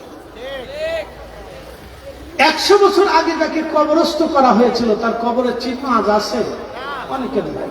অধিক কবরের চিহ্ন নিশ্চিহ্ন হয়ে গেছে, তার কবরের পাশে দাঁড়ানোর কেউ নাই। ছেলে মনে রাখে কিছুদিন, তারপরে নাতিরা আসলে হয়তো চিন্তা করে দাদার করবো, একটু যাই। নাতি হয়তো সুযোগ পাইলে ভালোবাসি, আমাদের দেশে একটা গান আছে, বন্ধুর সুযোগ পাইলে ভালোবাসি। তো সুযোগ পাইলে নাতি দাদার কবরের পাশে যায়, মনে করে একটু দোয়া খেয়াল করে, না হলে করে না। পুতির জমানা আসলে ওটার খবরই থাকে না, দূর ওইগুলো নিয়ে চিন্তা করার টাইম নেই। তাহলে বোঝা গেল আগামীতে আমাদের হালতটা এরকমই হবে। তো যদি এটা হয়েই থাকে তাহলে আমাদের করণীয় কি? আল্লাহ বলেন সফল কাম যদি হইতে চাও তাহলে 1 নম্বর গায়েবের উপর বিশ্বাস করো। হাসর কায়েম হবে কিনা? একসাথে বলেন, হাসর কায়েম হবে কিনা? বিশ্বাস আছে না? একসাথে বলেন, আছে 100%। তো 100% থাকলে নামাজ কাজা হয় কেন বলেন? শয়তানের ধোঁকা দেয়, কথা সত্য। শয়তান ধোঁকা দেয়, শয়তানটা লাথি মেরে যদি নামাজে দাঁড়াইতে পারে তাহলে কামিয়াব। আজকের মাহফিলে আসছেন, জোর করে ধরে আনা হয়েছে? চলে গেলে কি জোর করে বসানো হবে? এই যে অনেকেই বসে চলে গেছে, আমরা জোর করে বসাই না, যাই মিয়া বসে যাই না, গেলে কে বাইন্দে তুমি, অথবা জরিমানা আছে, মামলা হবে, কোনো কিচ্ছু না। ইচ্ছায় আসছেন, ইচ্ছায় চলে গেছে, আবার ইচ্ছাতেই বসবে, ইচ্ছা হয়েছে বসছে। এর অর্থ হচ্ছে আপনি আল্লাহকে এখনো ভয় পান। যে মাহফিল হচ্ছে, ওলামা কেরাম আসতেছে, তাদের কাছ থেকে কিছু শুনবো। আমরা পৃথিবীতে আসার উদ্দেশ্য কি? আচ্ছা বলেন তো, সূর্যের আলো কে দেয়? আল্লাহ। সূর্যের আলো আল্লাহ দিলেন। শীত ঋতুর পরিবর্তন আল্লাহ করলেন। ডিসেম্বর জানুয়ারি আসলে অবশ্যই দেশে শীত আসবে। শীত আনার জন্য কোন দেবতাকে পূজা দিতে হয় না, শীত অটোমেটিক আসবে। বৃষ্টি বর্ষাকালে বৃষ্টি আসবে, বর্ষাকালে বৃষ্টি আনার জন্য কোন দেবতাকে পূজা দিতে হয় না, অবশ্যই বৃষ্টি আসবে। গরমের দিনে গরম পড়বে, গরম পড়ানোর জন্য কোন দেবতাকে পূজা দিতে হয় না, গরম আসবেই। আচ্ছা বলেন, শীত গ্রীষ্ম বর্ষা শীত শরৎ হেমন্ত, এই ঋতুর পরিবর্তন কি আমাদের আইনে না আল্লাহর আইনে? আল্লাহর আইনে। সবকিছুর পরিবর্তন আল্লাহর আইনে, আল্লাহর বিধানে সব পরিবর্তন হলো। আমাদের হাতের মধ্যে কিছু নাই। আপনার নিজের জীবনের বয়সটা আপনার হাতের মধ্যে নেই, এটাও আল্লাহর আইনে। আপনি বালক ছোট্টকালে শিশুকালে মায়ের কোলে একরকম, মা থেকে আপনি যখন কৈশোরে গেলেন আর একরকম, বালকে ভিন্ন রকম, যুবকে অন্যরকম, বৃদ্ধ গেলে তখন চেহারা চামড়া গুছিয়ে গেল। আপনি হাজার খাবার খেয়ে ব্যায়াম করে আপনি শরীরের ফিটনেস ধরে রাখতে পারেন না, এই কারণে এই স্বাস্থ্য আপনার হাতের মধ্যে নাই, এটা আল্লাহর আইনে চলতেছে। তাহলে বোঝা গেল আমরা আল্লাহর কাছে দুর্বল, আল্লাহর কাছে অসহায়। এই জন্য আল্লাহ বললেন, আল্লাহুস সামাদু লাম ইয়ালিদ ওয়া লাম ইউলাদ। আমি আল্লাহ কারো মুখাপেক্ষী না, সব সৃষ্টিগুলি আমি আল্লাহর মুখাপেক্ষী। আমি আল্লাহ কারো মুখাপেক্ষী না, সবাই আমি আল্লাহর মুখাপেক্ষী। আল্লাহ আল্লাহ আল্লাহ আল্লাহ আল্লাহ আল্লাহ আল্লাহ আল্লাহ আল্লাহ আল্লাহ আল্লাহ। সূর্য, বৃষ্টি, নক্ষত্র, জমিন, আসমান, জমিন, গ্রহ, নক্ষত্র, ঋতু, রাত, দিন, সব আবর্তন বিবর্তন আল্লাহর ইশারায়। অণু পরমাণু তাম সৃষ্টি, যিনি মুহূর্তের ভিতরে তাম সৃষ্টি আল্লাহ নিরূপণ করেন, পরিচালনা করেন, সূক্ষ্মভাবে সুনিয়ন্ত্রিত ভাবে আল্লাহ নিয়ন্ত্রণ করেন, আল্লাহ পরিচালনা করেন। আমার রব আমার আল্লাহ। আমার আল্লাহ বলেন, বান্দা সফল কাম যদি হতে চাও, 1 নাম্বার গায়েবের উপরে বিশ্বাস করবা, 2 নাম্বার সালাত প্রতিষ্ঠিত করবা, 3 নাম্বার তোমার রিজিক থেকে আল্লাহর পথে দান করবা। তোমার রিজিক থেকে আল্লাহর পথে দান করবা। যদি না করো তা কি হবে সেটাও বলে দিল। কিয়ামতের ময়দানে মানুষগুলি গোশত কামড়াবে, কামড়ায় কামড়ায় টেনে টেনে ছিঁড়ে ফেলবে আর বলবে, ফায়াকুল রাব্বি লাউলা আখখারতানি ইলা আজালিন করিব। হে রব, হে মালিক, আমাদেরকে আবার দুনিয়াতে পাঠান, আমাদেরকে আবার ফেরত পাঠিয়ে দেন। ফাআসাদদাকা, আমরা বেশি বেশি করে সাদকা দিব, দান করব। ওয়া আকুম মিনাস সালিহিন, আর সালিহিনদের অন্তর্ভুক্ত হব, নেককারদের দলভুক্ত হব। আল্লাহ ডাক দিবেন, ওয়ালাইয়ু আখিরাল্লাহু নাফসান ইদা জাআ আজালুহা। বান্দা, পৃথিবীতে ফিরে যাওয়ার আর কোনো সুযোগ তোমার নেই। সনাতনীরা বিশ্বাস করে আবার আসিব ফিরে ধানসিঁড়িটির তীরে, নবান্নে এ বাংলায়, হয়তো শালিকের বেশে, হয়তো পক্ষীর বেশে, অথবা কাউয়ার বেশে, অথবা কুত্তার বেশে, অথবা এই বিড়ালের বেশে আমাদেরকে ভগবান আবার পৃথিবীতে পাঠাবে। আল্লাহ জানিয়ে দিলেন, বান্দা তুমি আর পৃথিবীতে ফিরে আসার কোনো রাস্তা নেই। কথা বলেন ঠিক না? এই ধরে বলেন আছে না? না, একসাথে বলেন, পৃথিবীতে ফিরে আসার কোন সুযোগ আছে? হাত উঁচা করে বলেন আছে। ফিরে যাব কার কাছে? একসাথে বলেন আল্লাহ। না না, জোরে বলেন আল্লাহু আকবার। ফিরে যাব কার কাছে? কিছু কদ্দুর টাকা পয়সা, জমি জমা, মিষ্টি টিষ্টি, দই টই, সানাসুর, বিস্কুট মিস্কুট, কাপড় চোপড় আর কুমিল্লার রসমালাই সাথে করে নিয়ে যাবে। সুযোগ দুইটা জিনিস নিতে হবে, এক নম্বর ইমান, দুই নম্বরে আমল। তো ইমান নিতে হবে কোন ইমানে? যেই ইমানে খাজা বাবা আজমিরি ঘুমিয়ে গেছে, যে ইমানে হুজুর গৌসে পাক মহিউদ্দিন আব্দুল কাদের জিলানী ওলি হয়েছে, যে ইমানে শাহজালাল ইয়ামানি মুজাররিদি রাহমাতুল্লাহ আলাইহি জায়নামাজ বিছাইয়া সুরমার উপরে নদী পার হয়েছে, যে ইমানে ইমাম শাফিঈ দাজলা নদীর উপরে জায়নামাজ বিছিয়ে নামাজ পড়েছে, যেই ইমানে ইমাম আবু হানিফা রাহমাতুল্লাহ আলাইহি 100 বার আল্লাহর সাথে স্বপ্নে কথা বলেছে, যেই ইমানে ইমাম মালিক 100 বার আমার রাসূলের সাথে স্বপ্নে কথা বলেছে, যেই ইমানে মুজাদ্দিদ আল ফসানি সিলহিন্দি ফারুকি রাহিমাহুল্লাহ সম্রাট আকবরকে পদানত করে আল্লাহর জমিনে আল্লাহর রাস, আল্লাহর কালিমাতুত তাওহীদ প্রতিষ্ঠিত করেছে, যেই ইমানে হযরত খাজা বাহাউদ্দিন নকশবন্দ বুখারী রাহমাতুল্লাহ আলাইহি ঘুমিয়েছে, যেই ইমানে আউলিয়া کرام ঘুমিয়ে গেছে, ওই ইমানে আপনাকে কবরে যেতে হবে, নতুবা কোনো ফায়দা হবে না। কথা ক্লিয়ার? আমার এখানে কোনো ভেজাল টেজাল নেই। আমি এত দলিল দিতে পারবো না, এবার যদ্দূর পারেন বুঝে নেবেন।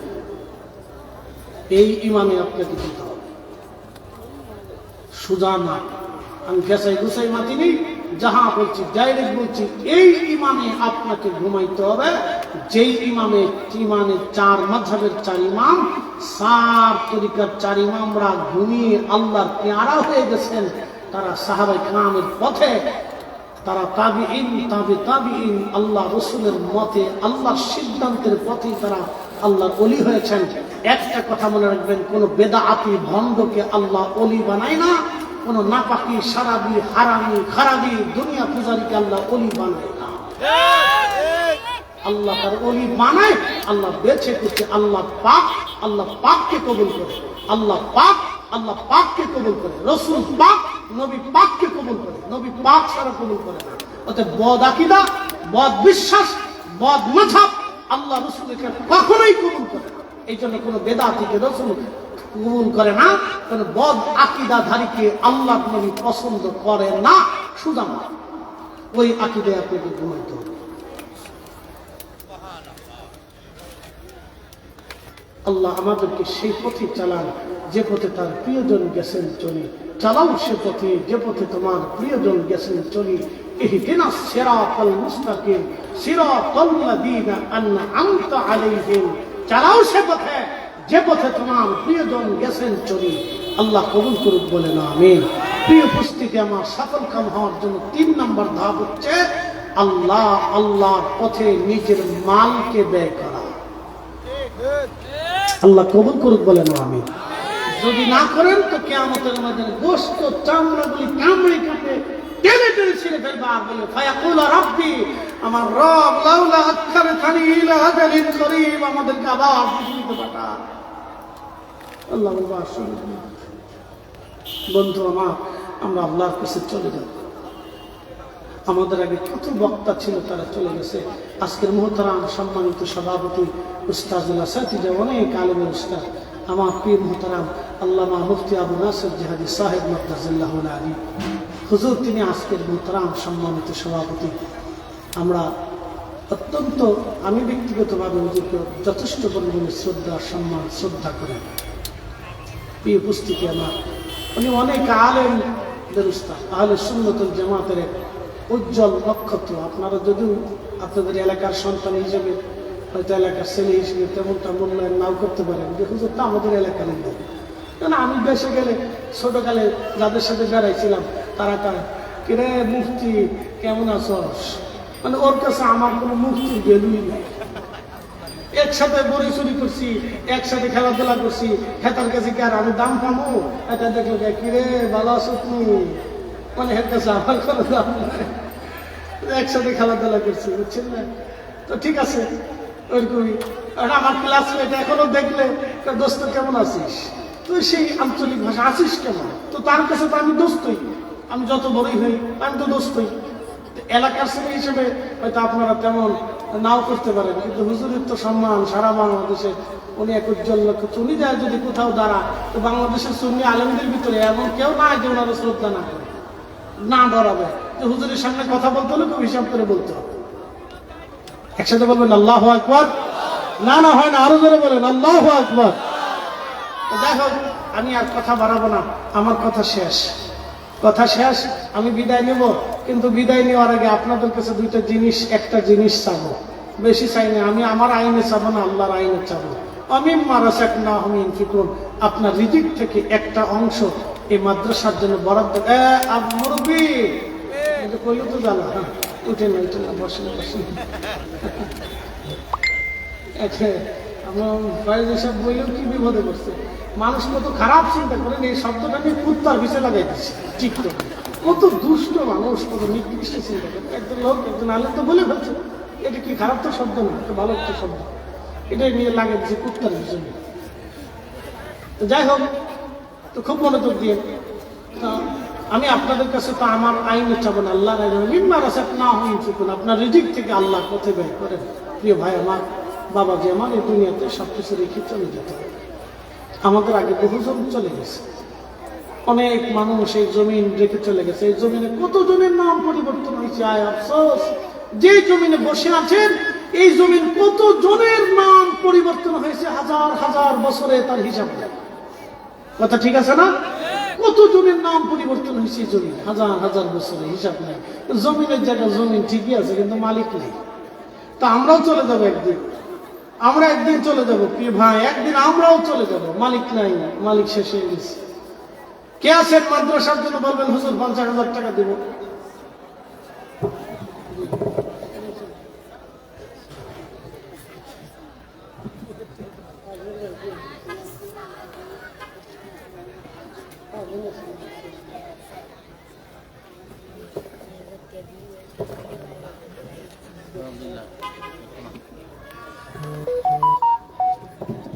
আচ্ছা ইনশাআল্লাহ।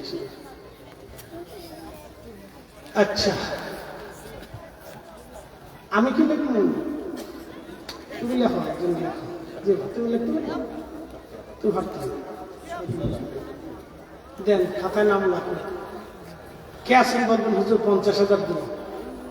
উঠবেন না, সারা দিলে বিপদ। না উঠছেন না ভাই রে, আপনি